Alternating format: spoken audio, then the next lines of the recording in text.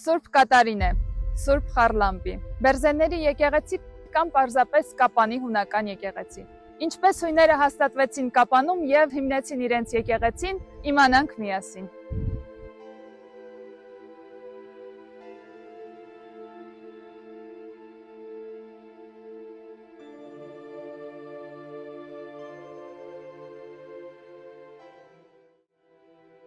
«1850 թվականին ամառային մի օր Կավարդ յուղին մոտեցավ երկու անծանոթ։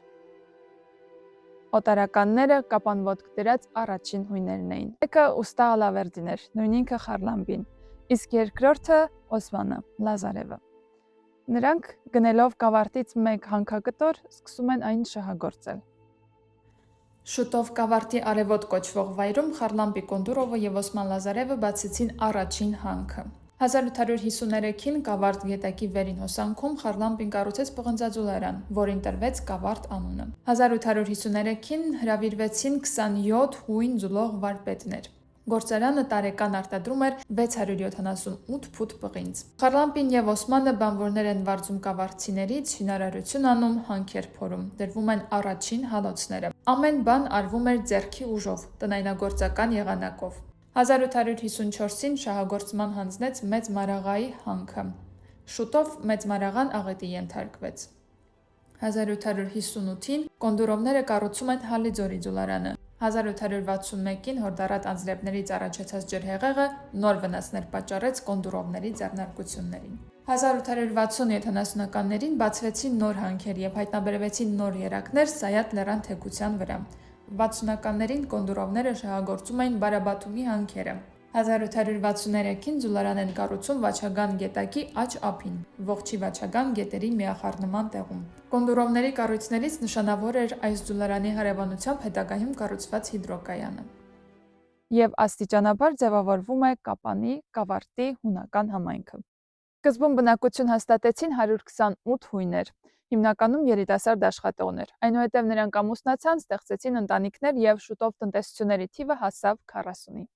Հույների քանակն օրեցօր ավելանում էր եւ որոշվեց նրանց համար առանձին բնակավայր ստեղծել։ Գյուղը կառուցվեց Մարգի բարձունքում, Կորկորա լեռան լանջին։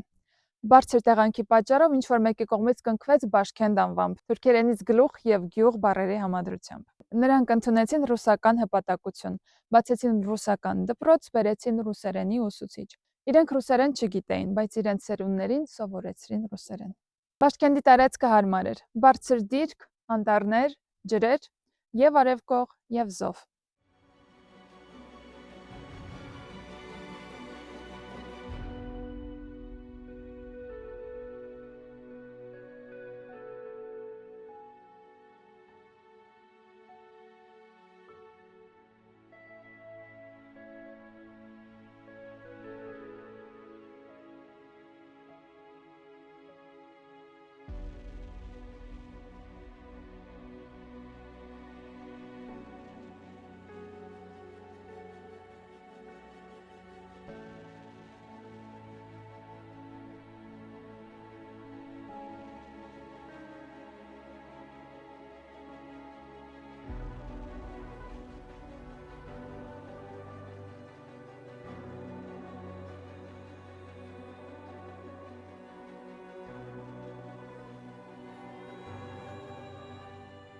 Եկեղեցու մուտքի ճակատին ամրացված մարմարե տախտակի վրա արձանագրված է.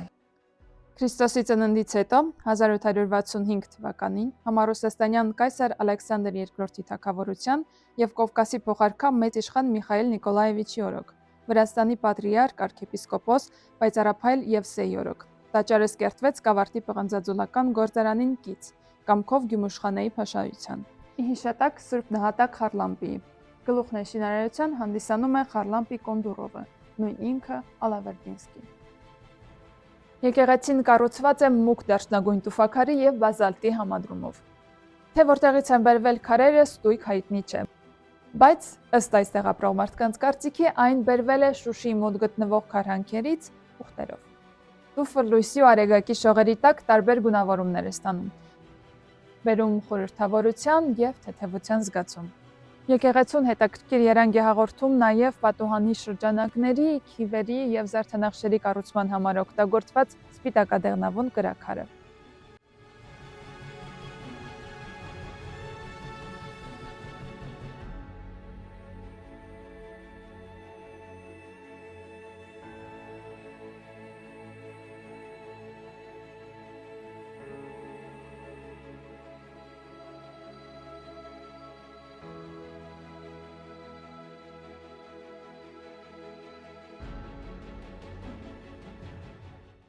Եկեղեցին Կավարդ գյուղից հեռու է ընդամենը 4 կիլոմետր։ Այստեղ կարելի է գալ ամենագնացով կամ էլ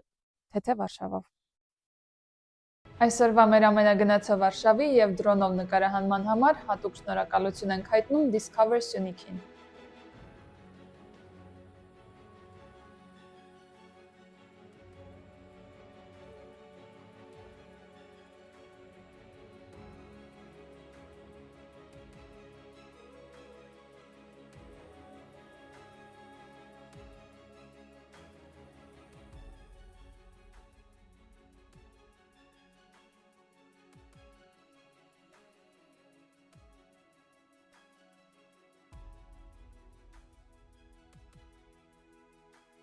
«2007-ին Կապանի կոմբինատը փորձեց իրականացնել եկեղեցու տեղափոխման գործընթացը, սակայն պահանջված գումարը չգտնվեց։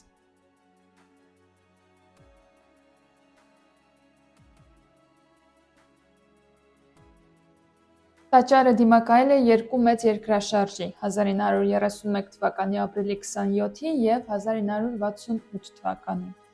ահռելի ուժգնության հազարավոր պայթեցումների։ Իսկ հիմա վիրավոր, հաշմանդամ ու անպաշտպան կանգնած է անդունդի եզրին։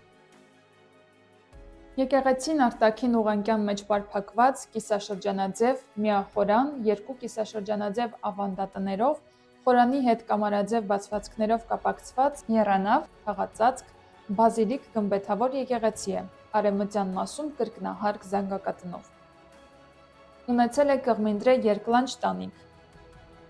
Գմբեթը պղնձե թիթեղից է և ունի սլաքաձև տեսք։ Զանգակատան տանիքը ևս նույն պղնձե նյութից է, բեղարաձև և ունի 8 նիստ։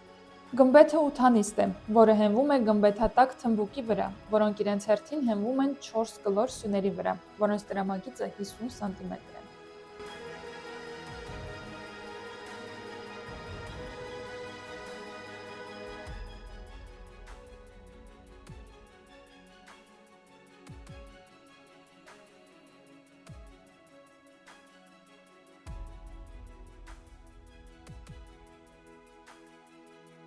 Սուրբ Կատարինեն այժմ խոնարհված է